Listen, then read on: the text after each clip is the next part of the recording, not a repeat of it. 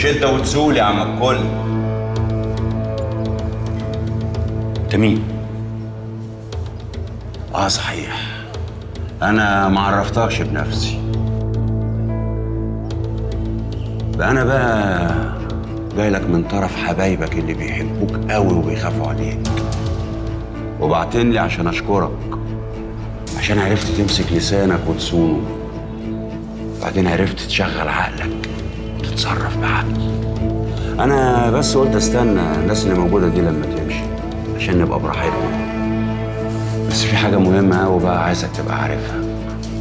طبعا انت عارف وفاهم كويس ان اي كلمه زياده في الوقت ده بالذات هتأذي بيهم نفسك قبل ما تفكر تأذي حد فيهم. هما يعني كانوا عملوا لي ايه من ساعه ما اتقبض عليا واخدت حكم؟ هم وقفوا يتفرجوا عليا. يبقى انت مش فاهم. من مصلحتك ان الناس دي تبقى بره ومحدش يشوفهم ويبقوا في الامان ومحدش يمسهم بشعره واحده. وعشان تطمن الناس دي بعتين لي ليك النهارده عشان اقول لك انهم هيقفوا جنبك ومش هيسيبوك المره دي. بطلت اشتري سمك في ميه وكلام ما يجيبش تمنه. يا اما هيقدروا يخرجوني بمعرفتهم يا اما مش هيقدروا. ولو ما قدروش انا بقى مش هسكت، هقول كل اللي عندي. انا مش هشيل الشيله لوحدي.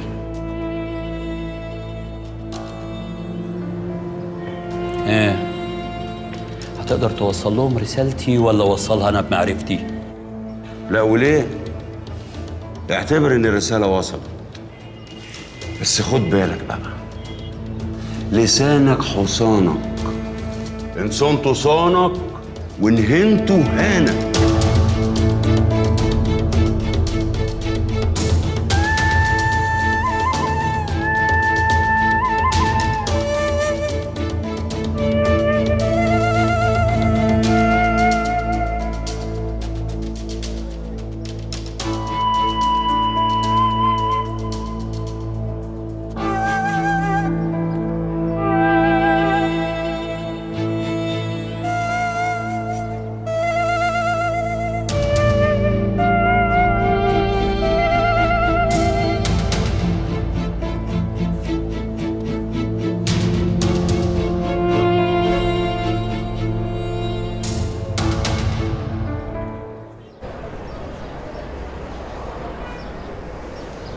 اتفضل يا بابا.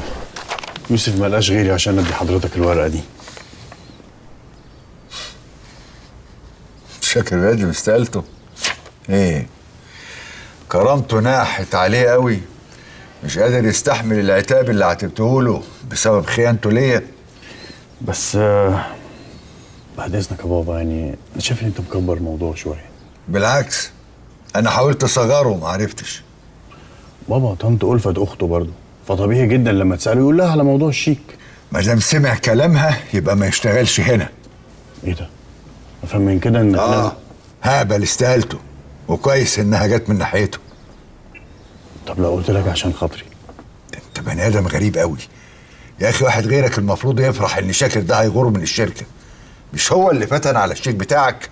ما هو عشان الشيك بتاعي يا بابا، كده هبقى حاسس بالذنب ان انا السبب في قطع عيش عم شاكر. مش فايده فيك، هتفضل طول عمرك قلبك طيب. يعني افهم من كده انك ممكن توافق؟ لا، عشان خاطر يا حاج. اوه،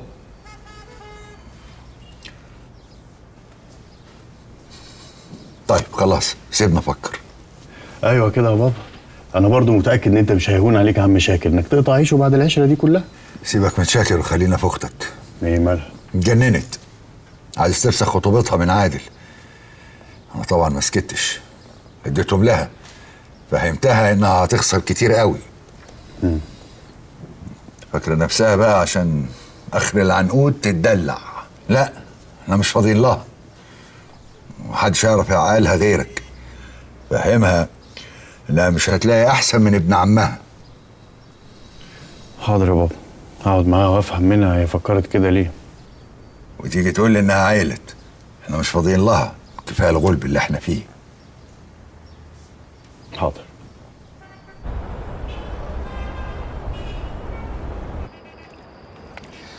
ايوه حبيبتي، انا ما صدقت ناديه خرجت قلت اكلمك. هجيلك بكره ومعايا البارفان اللي انت طلبتيه من باريس. معقوله انسى؟ ده الراجل بتاعي نزل من الطياره على مكتبي على طول. يا حبيبتي حتى لو ما كانش موجود هناك كنت بعته مخصوص. طيب يبقى اتفقنا. ماشي، مع السلامه. الله، ايه اللي رجعك دلوقتي؟ البارفان ده بتاع مين؟ بارفان بتاعك انت طبعا. هيكون بتاع مين يعني؟ والله؟ ايوه، حمدي كان في باريس وقلت له يجيبه معاه. ايوه، يعني بمناسبه ايه؟ حبيبتي من غير مناسبه، عايز اسعدك. واشمعنى البارفان ده بالذات؟ شفت الاعلان بتاعه على النت. طب وكنت مخبيه ليه في طابلوه العربيه؟ كنتش مخبيه، انا نزلت من العربيه نسيته في التابلوه، قعدت مع السن بقى. يعني لو ما كنتش انا لقيته بالصدفه في طابلوه العربيه كنت انت هتنزل وتجيبه وتقدمه لي؟ طبعا يا حبيبتي طبعا، يعني ما كانش في داعي تفتش العربيه من ورايا. بقول لك ايه، اسمعني كويس قوي. لو انت جايب البارفان ده لست تانيه مش هقول لك انا هعمل فيك ايه. يا روح من غير تهديد ارجوكي، ما ده جزاتي، انا عايز اجيب لك حاجه حلوه افاجئك بيها. يعني اصلها مش عوايدك. وقفتك جنبي في المستشفى فكرتني بالحاجات الحلوه اللي ما عملتهاش بقالي مده كبيره. طيب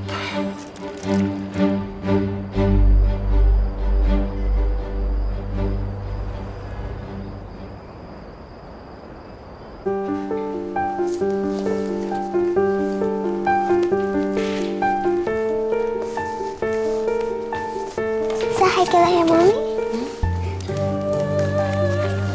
فين؟ صح يا حبيبة ماما. يلا كملي، بصي كملي دول ووريني تاني، اوكي؟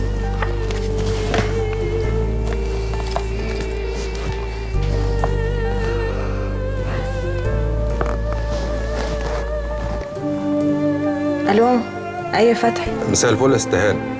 الجماعه بتوعنا في المرور لسه قافلين معايا حالا. الست صاحبة العربية اللي حضرتك اديتيني رقمها اسمها رانيا عبد العزيز حماد. رانيا عبد العزيز حماد. استنى. مواليد القاهرة يناير 82 ومكتوب في بطاقتها حاصلة على بكالوريوس تجارة. العنوان 18 شارع مصدق الدقي. دي كل المعلومات اللي عندك؟ يا فندم. ماشي يا فتحي، شكرا. فتحي محدش يعرف ان انا اللي عايزه المعلومات دي، ها؟ حاضر يا ست كل. والحاجه هتوصلك بكره. يا فندم احنا خدامين حضرتك من غير اي حاجة. ماشي، سلام.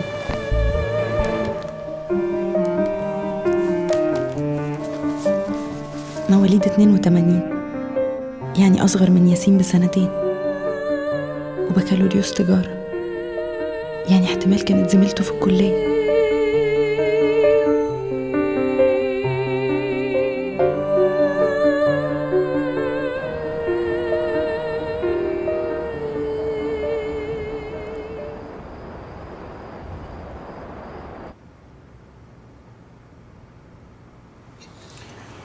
عرفت طبعا ان اخوك يقدم لي استقالته. امتى؟ ايه عايزه تفهميني انه ما قالكيش؟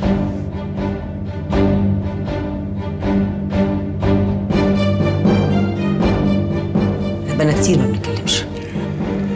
غريبه، اشمعنى دلوقتي مع انه على طول حاطط بقه في ودنك؟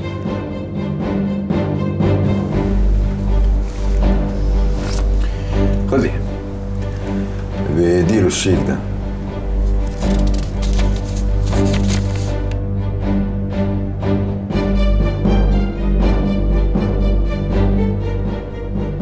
$100,000 مكافأة نهاية الخدمة. يعني ايه؟ يعني أنا قبلت استقالته. درس على الله يتعلم منه، إنه لما يشتغل في شركة تانية يحط لسانه جوه بقه ويحترم أسرار العمل.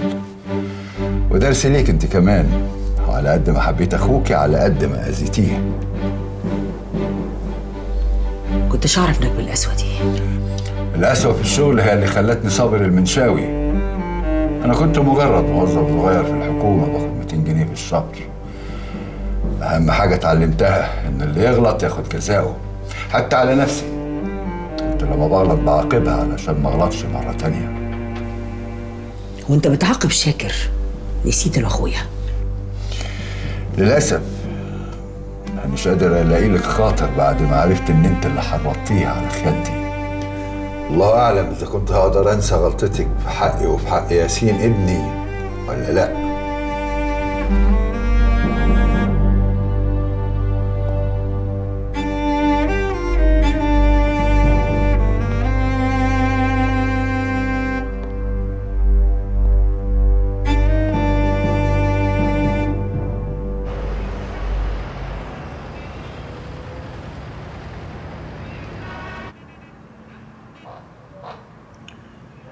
كنت عارف انك هتجيلي.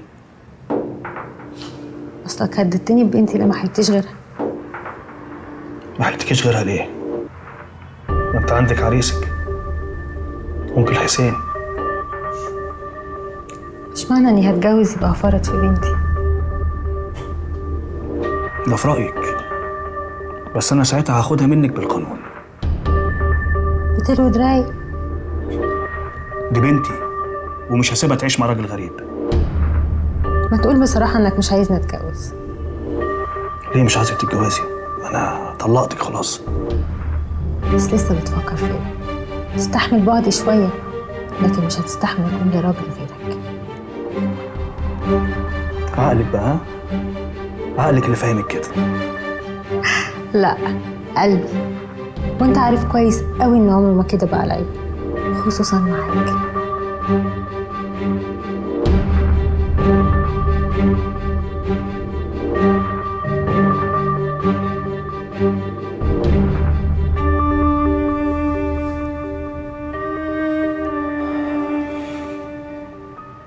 بتحبيه؟ حنين قوي، وجاني في وقت ما كنتش قادره ابقى فيه لوحدي اكتر من كده. ما هو لولا جنانك ما كناش اتطلقنا. وايه بقى العقل من وجهه نظرك؟ اشوف خيانتك بعينيا واسكت؟ ما انا ساعتها قلت لك دي اخر مره. انت كل مره بتقولي اخر مره. انت السبب، ما بتفكريش غير في الفلوس. انا بس لو في يوم واحد كنت حسيت انك بتحبيني عمري ما كنت بصيت لحد غيرك. بصيت لغيرك من عينك زيك. والفلوس اللي انت بتتهمني بيها دي كنت عايزاها عشان أأمن بيها مستقبل بنتي. ما هي بنت انا كمان. بس عمرك ما فكرت فيها، وانا قلت احوش لها شويه فلوس اللي انت داير تدلدقها على الستات بتوعك. ما تنسيش ان الستات دي انت كنت واحده منهم، ها؟ ما تنسيش. بس انا الوحيده اللي عرفت اخليك تتجوز.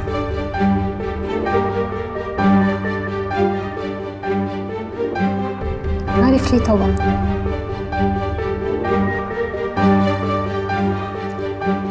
عارف.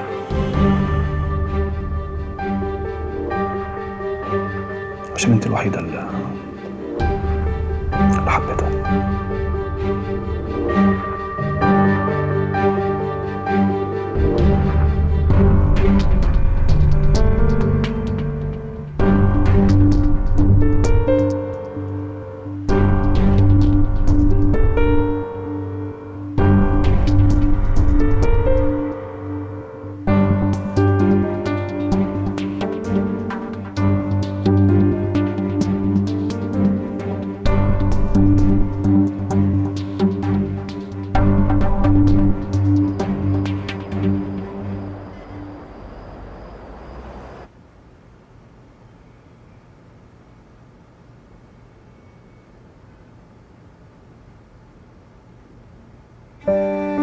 لو عايزة تعرفيني كويس قبل ما تتجوزيني، شوفي ألبوم الصور بتاعي وأنا في الكلية. ايه كل الألبومات دي؟ هي رانيا، هي اللي كانت نازلة معاه من العيادة. 11 سنة ياسين متخرج من الكلية. معقولة تعرفها عليا من ساعتها؟ ولا قابلتها فجأة وصدفة؟ طب فين وامتى؟ انت ما اتغيرتش قوي كده غير بعد ما رجعت من الغردقة. كنت هتقعد ليلة واحدة، كلمتني قلت لي هقعد ليلتين كمان. يمكن شفتها هناك وقعدت عشانها. نفسي أفهم.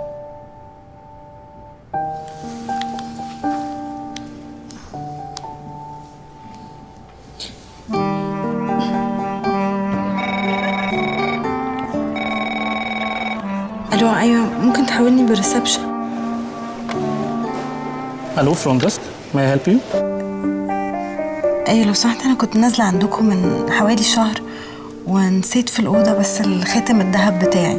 رقم الغرفة؟ لا مش فاكرة الأوضة نمرة كام والله. طب اسم حضرتك؟ اسمي رانيا حماد. يا فندم ثانية واحدة. مدام رانيا حماد؟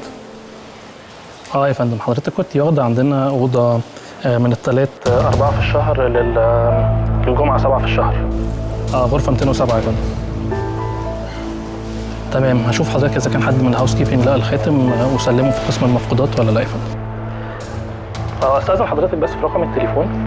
لا خلاص شكرا، أنا هكلم حضرتك بكرة الصبح إن شاء الله. شكرا. يو ويلكم. كده بانت كانت موجودة معايا في نفس الأوتيل في نفس الوقت. ضحك عليا وقال لي إنه مسافر الغردقة يعمل شغل وهو مسافر معاها، ولا كان بيعمل شغل فعلا وقابلها هناك صدفة. مش هتفرق كتير، في الحالتين رجع متورط في حاجة خلته يروح معاها عند دكتور النساء ويحجز لها يوم لوحدها.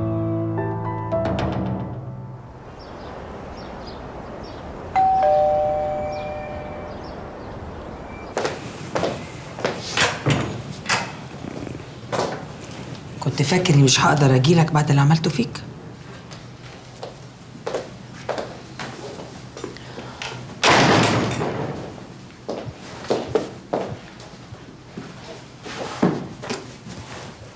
بص يا ولفت، إذا كنت جاية تتكلمي في اللي حصل فيبقى كلامك ملوش لازمة، لأن أنا خلاص نسيت اللي حصل. ما كنتش قدمت استقالتك من الشركة؟ مش بسببك يا ولفت. أنا ما استقلتش بسببك. استقلت لأني اكتشفت إن أنا بقالي 7 سنين بزرع في أرض غير أرضي.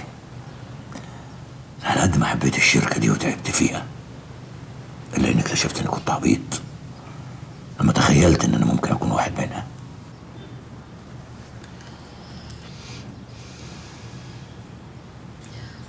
صابر اللي بعتني لك.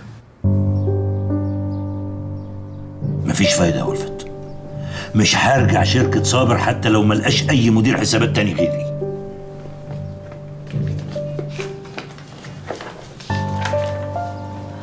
بعت لك الشيك ده معايا. بتاعت ايه الفلوس دي؟ بيقول انها مكافأة نهاية الخدمة.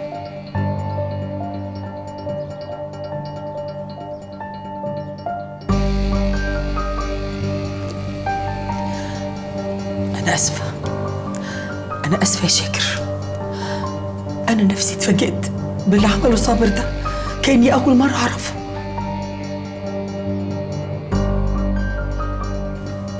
ساعة ما اتجوزنا اللي عمله معايا كوم واللي عمله معاك أنت كوم تاني. مش بس يعني عشان ما عمليش خاطر، لا، عشان غدر بيا وبيك في وقت واحد. مساك يا ولفت، رجع الشيك ده لصابر المنشاوي وقولوا له شاكر مش محتاج فلوسك. لا يا شاكر، انت لازم تاخد حقك. انت تستاهل اكتر من كده بكتير. ياما صابر كسب من وراك ملايين، ما كانش بيثق غير فيك. ده انت ما كنتش بتروح البيت، انت كنت ليل نهار في الشركه. مش عارفه هيجي يوم وتقدر تسامحه ولا لا. أنا نفسي إنك تسامحني على اللي عملته فيك، والله من غير قصد. أنا بدعي ربنا ليل نهار إنك تلاقي شغل أحسن من ده كمان.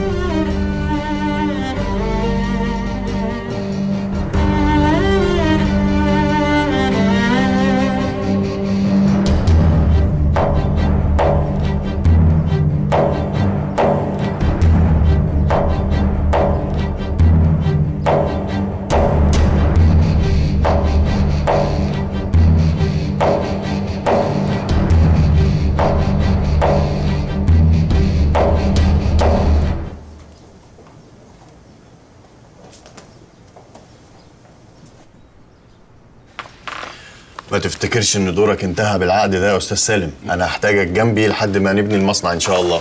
ده يشرفني يا ياسين بيه. بس هي الفكره، قول لي هتبتدي امتى وانا تحت امرك. والله السيوله اللي معايا دلوقتي مش مشجعاني ابدا ان ابدا. تالي الحاج صابر ممكن؟ لا لا لا ارجوك بلاش نتكلم في الموضوع ده. كفايه قوي انه ساعدني في ثمن الارض. في الحاله دي لازم تدوروا على شركاء دلوقتي حالا. حالا؟ وفين الشركاء اللي الاقيهم دلوقتي حالا دول؟ لا حبايبنا كتير، بس انصحك بحاجه، ما تختارش غير اللي تثق فيه ويثق فيك. اكيد طبعا. اتفضل. تعالي يا حبيبتي. صباح الخير. اهلا. صباح النور. صباح الخير يا استاذ سالم. صباح الخير، الحمد لله بالسلامه. الله يسلمك. طيب هسيبك دلوقتي ونكمل كلامنا بعدين. اوكي يا استاذ سالم، مع الف سلامه. قلت لي في التليفون انك عايزني. بابا قال لي انك عايزه تسيبي عادل.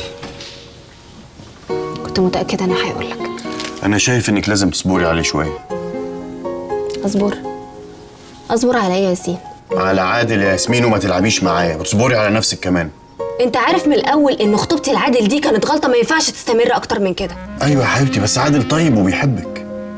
وانت شايف ان ده كفايه؟ كفايه قوي انه يكون بدايه. قلت لنفسي كده واكتشفت ان الحب ما بيجيش بالتمرين. يمكن، بس اكيد بيجي بالعشره. يعني عايزني اتجوزه وبعد كده اشوف انا هحبه ولا لا؟ انا ما اقصدش كده طبعا. ياسمين حبيبتي، انت لو فسختي خطوبتك دلوقتي ده هيجيب مشاكل كتير قوي. لو استمرت برضه يا ياسين هتعمل مشاكل اكتر. يا حبيبتي فهميني، انا بحاول اوصل. اول مره اشوفك بتحاول تقنعني بحاجه انت نفسك مش مقتنع بيها.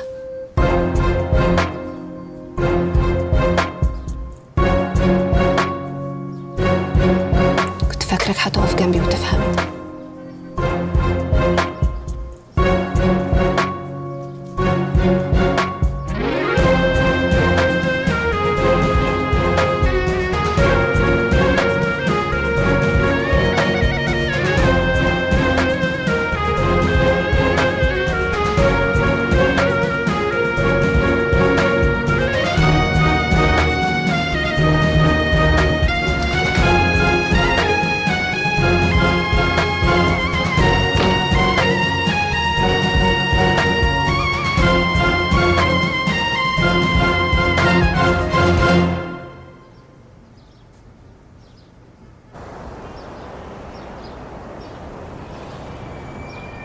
جاي لي متأخر ساعتين عن ميعادك؟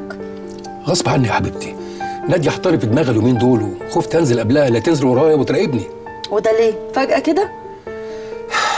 لقيت البرفان بتاعك في تابلوه العربية. طب وانت قلت لها ايه؟ قلت لها اني جبته لها. والله؟ امال هقول جبتها لك انت يا حبيبتي؟ ما تزعليش، انا هجيب لك احسن منه. المهم هي صدقتك؟ ما اعتقدش. وعشان كده جيت لي متسحب كده من وراها؟ يا حبيبتي انا مش خايف منها، انا خايف عليكي منها. مراتك بتعمل كل ده وهي يا دوب شك. امال لو عرفت؟ ما تخافيش، انا هحميكي مهما حصل.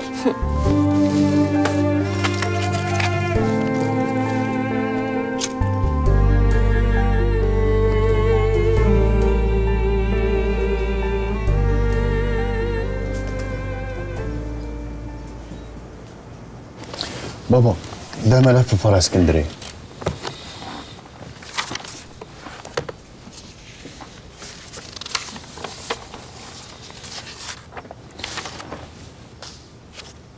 ماله الملف ده؟ يعني انا بقول لو حضرتك تخلي يوسف يمسك الفرع الجديد ده هناك.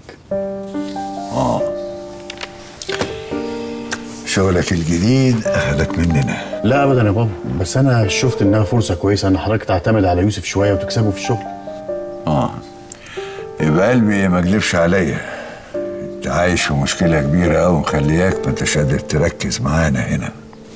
لا انا مهما انشغلت هفضل تحت ايد حضرتك، بس انا لقيتها فرصه ان يوسف يمسك الفرع الجديد ده هناك، وساعتها هيبقى مبسوط جدا لو بقى مدير وكلمته تمشي على الكل. بس يا ريت حضرتك ما تقولوش ان انا صاحب الاقتراح ده. حاضر يا سيدي، امري لله، نعتمد على الاستاذ يوسف. بس انا مستني اللحظه اللي تيجي تقول لي ايه المشكله اللي انت عايشها، يمكن اعرف احلها لك. ان شاء الله. ايوه يا مروه. طب دخليه اوضه الاجتماعات وانا جاي حالا. ده فؤاد الحكيم جاي عشان نمضي العقد اللي بينا. قوم معايا.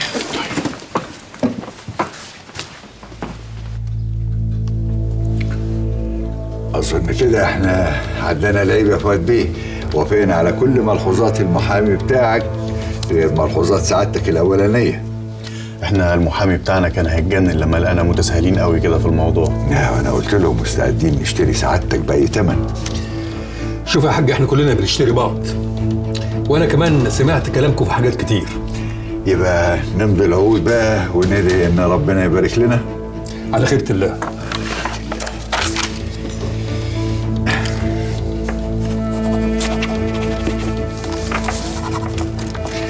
ألف مبروك يا فؤاد باشا. الله يبارك فيك يا حاج. مبروك علينا جميعا.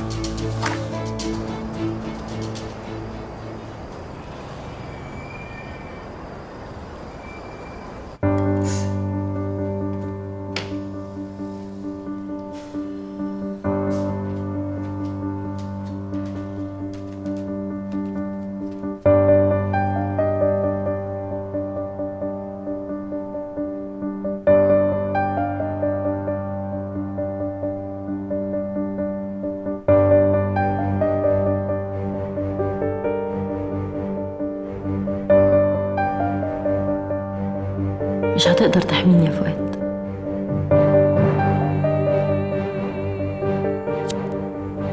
من ساعة ما اتجوزتني وانت خايف من مراتك أكتر ما انت محتاجني. لو عرفت في أي لحظة وخيرتك بيني وما بينها أكيد هتختارها هي. أنا وهي في كفتين ميزان. كان نفسي أجيب لك ولد يطبق كفتي عن كفتها، ولما جبته من ياسين اللي شغال معاك، من غير ما يعرف انك جوزي. ومطلوب مني دلوقتي اخاطر بحياة ابني.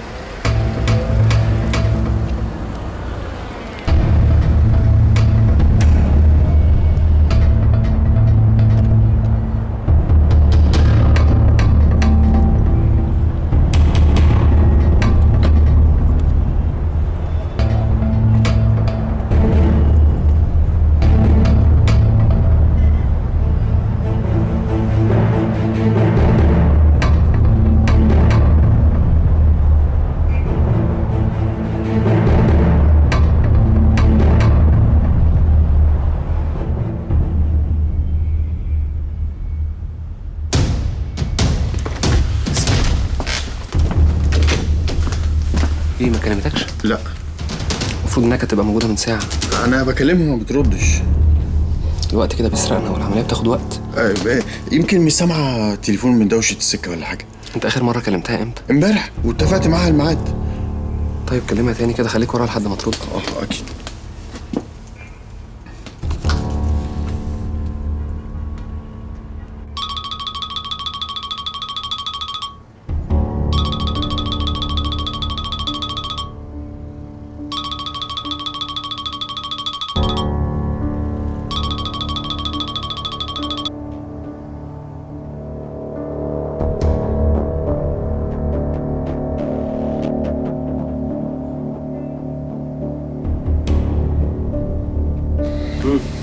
تليفونها غير متاح.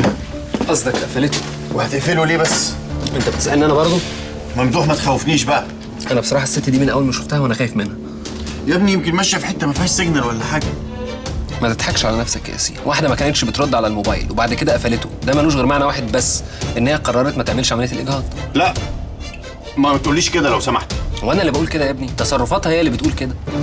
وايه اللي يخليها تعمل كده بس؟ اكيد خافت لما عرفت ان العمليه مش سهله. لا لا لا يا ابني ما ينفعش، ما عندهاش حل تاني. يعني هتحتفظ باللي بطنها وتقول جابته منين يعني؟ منك طبعا. مني؟ فكرك تكون عايزه تخرب بيتي؟ عملت كل الليله دي عشان تدبسني في جوازه مش هقدر عليها؟ ده اذا كانت حامل منك اصلا. كمان واحده واحده ممدوح عليا، انا مش هستحمل كل ده.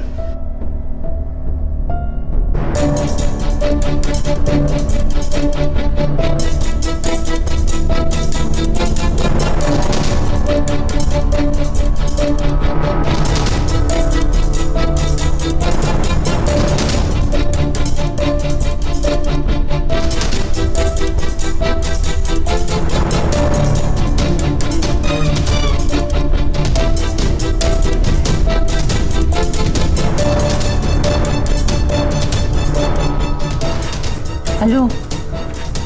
ايوه حبيبي، انا عايزاك تجيني دلوقتي حالا.